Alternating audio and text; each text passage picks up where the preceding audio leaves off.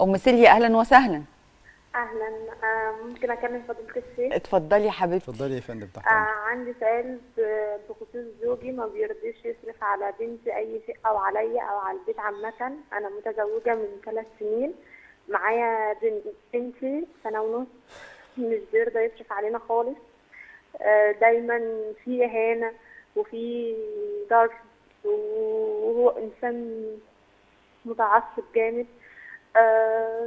عصبي يعني. قلبه قاسي بشكل رهيب، وان هو يعني مش لين القلب ولا رؤوف باللي حواليه ولا حنين حتى من بنته. طيب فاحنا انت من ساعه ما اتجوزتي بقالك 3 سنين في الوضع ده؟ قعد معايا فترة حلوة، وحتى الفترة اللي هو كان بيضحك عليا فيها دي كان بيخوني وانا مش عارفة، كان بيمثل عليا الوفاء والحب، وكان في خيانة وانا ما كنتش اعرف الا بعدها، بعد ما الموضوع خلص اصلا. وده لسه انا عارفة الحاجات دي. دخلت اهله واهلي، محدش عارف ياخد معاه حل ولا وضع. اهله بيقولوا لي نصيبك كده، وده حظك ان انت خدت راجل بالشكل ده. هو ده واحنا رايهم؟ نصرف خلاص ده عليكي حظك؟ بدالي. ها؟ ايه؟ هو كده رد اهلك ان ده حظك كده عيشي كده وخلاص؟ لا، اهله هو اهله هو. اهلي انا. اهلك انت ايه بقى؟ والدي برأيي، والدتي برأيي. والدتي بتقول تنفصلي وتربي بنتك وتشتغلي. هو والدي بيقول لي لا عيشي. لا، هو بس خلينا واحده واحده. هي مساله الخيانه دي انت تاكدت منها؟ انا مش سامعه فضيلة الشيخ بيقول. حضرتك مساله الخيانه تاكدت منها؟ الو. طب قولي لها. بتقول ان هي عرفت الخيانه بعد ما الموضوع خلص. هو بقى اللي قال لك حكايه الخيانه ولا مين اللي قال لك؟ راح حكى لاهلي. لاهلك انت؟ ايوه. ليه بقى؟ وبيحكي ليه يعني حاجه زي دي يعني؟ بيقول لهم ان بنتكم هي اللي عشان كان مرتبط بالحد ده قبلي. ف فقال لهم ده انا بدور ورا البنت دي، وهي جايه تشكاله. وقال لهم انا اللي كلمتها على اساس ان هو رقم غلط، وان هو جاب خط جديد مخصوص عشان يكلمها، عشان هي مش بترد عليه من الخط اللي هي عارفاه، عشان هي مش عايزاه اصلا وبترفضه دايما. فهو دايما الشخص اللي بيجري وراها، وهو دايما ايوه، بيحكي القصه دي لاهلك ليه؟ عشان يعني يطلعني وحشه برضو، ان انا اللي بدور ورا البنت دي. انت بتدوري ورا البنت دي؟ انت شكيتي فيه فجبتي رقم وقعدتي تحاولي تكلميها؟ لا، ده هو اللي جاب رقم وحاول يكلمها. ايوه، انت بقى هو بيحكي لاهلك ليه؟ مش فاهمه. عشان يطلعني ان انا اللي بدور ورا البنت دي. انت وراها ازاي؟ عشان انا اشوف هي البنت دي عامله ايه في حياتها، اتجوزت لسه، مخطوبه، طلقت كده. طيب انتوا لا معلش، انت مش بتشرحي. انا مش فاهمه. هو كان بيحب البنت دي زمان؟ ان انا انسانه، بيوري اهلي ان انا انسانه معقده، وان انا بشك فيه، وان انا دايما حاساه بيخوني، فبدور وراه. انت يعني بتدوري وراه، فهو بيقول لهم ايوه الموضوع كان حقيقي؟ قال لهم ايوه الموضوع كان حقيقي وان انت كنت بتدوري وراه. موضوع ايه بقى بالظبط؟ طب هو كده بيوري اهلك ايه يعني؟ لا، موضوع ايه؟ موضوع ايه بالظبط؟ هو بصي برضه عمل ده كله موضوع في حاجه، عشان ربنا في حلقه مفقوده. ما هو موضوع ايه؟ هل كان موضوع كلام بس بيجري ورا البنت وهي ما بتردش يعني عليه؟ هو كان كلام، وكان في شبه علاقه على التليفون وبس، ما فيش علاقه كامله يعني، هو فون بس. ماشي. وبعد كده يعني المهم ان هو سابها وبعدين علاقتكم برضو انتوا مش كويسه مع بعض؟ بالظبط. وانا دايما مش بحس بالثقه معاه ولا بالامان من بعد ما عرفت ده. يعني انت من ساعه الموضوع ده والدنيا بقت نكد بقى خلاص؟ ايوه، انت كنت بتمثل عليا في الفتره دي الوفاء والحب. طيب ادام وصلنا لمساله التمثيل وهو بيمثل وما الى ذلك، يعني انت حضرتك ايه الراي اللي خلاص اللي انت اتخذتيه؟ انا والدي مش راضي يخليني انفصل عنه. ايه الحجه بتاعت الوالد؟ هو مش هينفع تعيش مطلقه بس يعني ايه؟ بس مش حاجه تانية يعني؟ لا. طب ومين اللي هيصرف عليكي؟ هل الوالد هيصرف عليكي؟ هو قال لي كان هصرف عليكي؟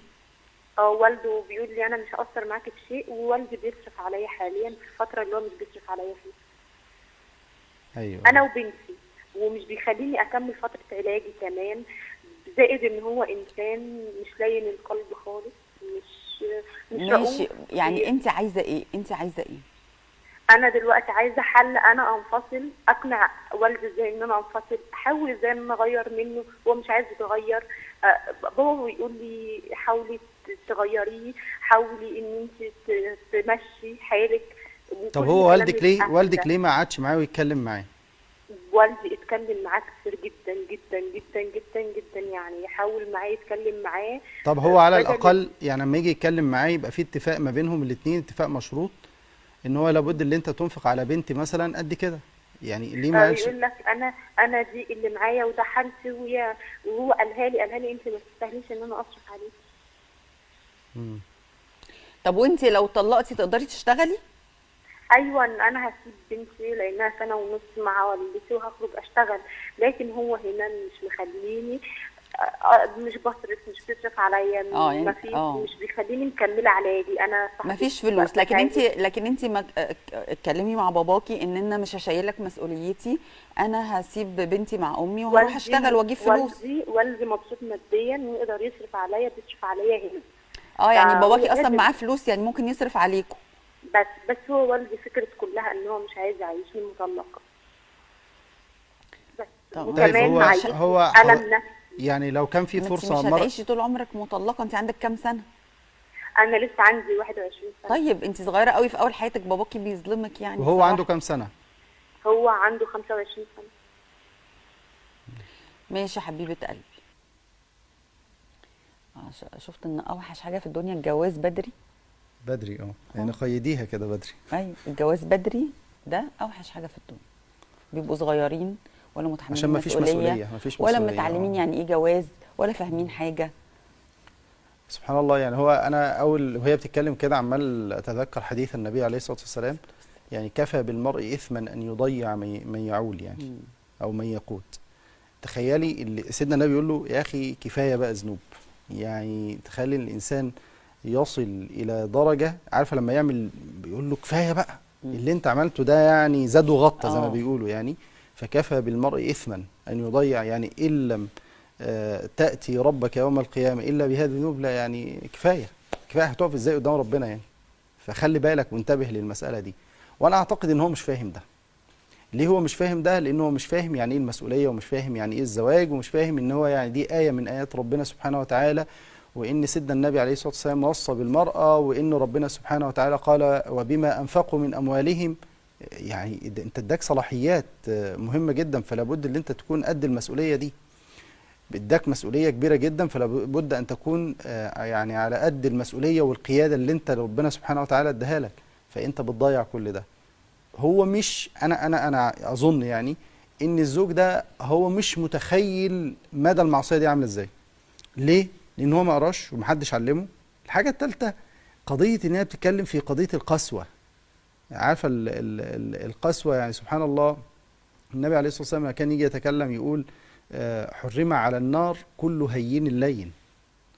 النار دي محرم عليها الانسان الهين اللين.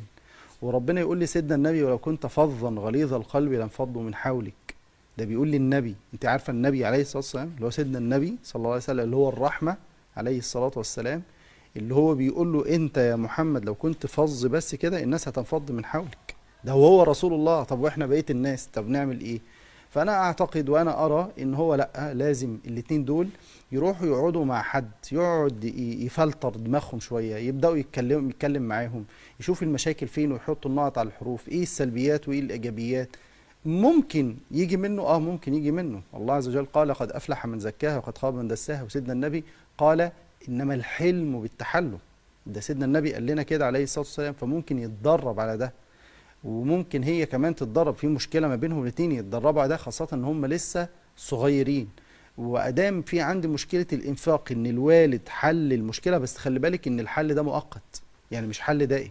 يعني لا قدر الله لو الوالد مات، لا قدر الله ربنا يحفظه، ايه اللي هيحصل بعد كده؟ هتبقى عامله ايه؟ فهي تقول والله الوالي كده، طيب انا هجرب فتره من الزمن، ويمكن لو انصلح حاله اهلا وسهلا، ما صلحش حاله يبقى انا ليا الخيار، وده حقي انا مش حق اي حد تاني. اللي انا من حقي اللي انا اطلب الطلاق وانفصل واشتغل، ويمكن ربنا يرزقها بزوج صالح بعد ذلك يعني.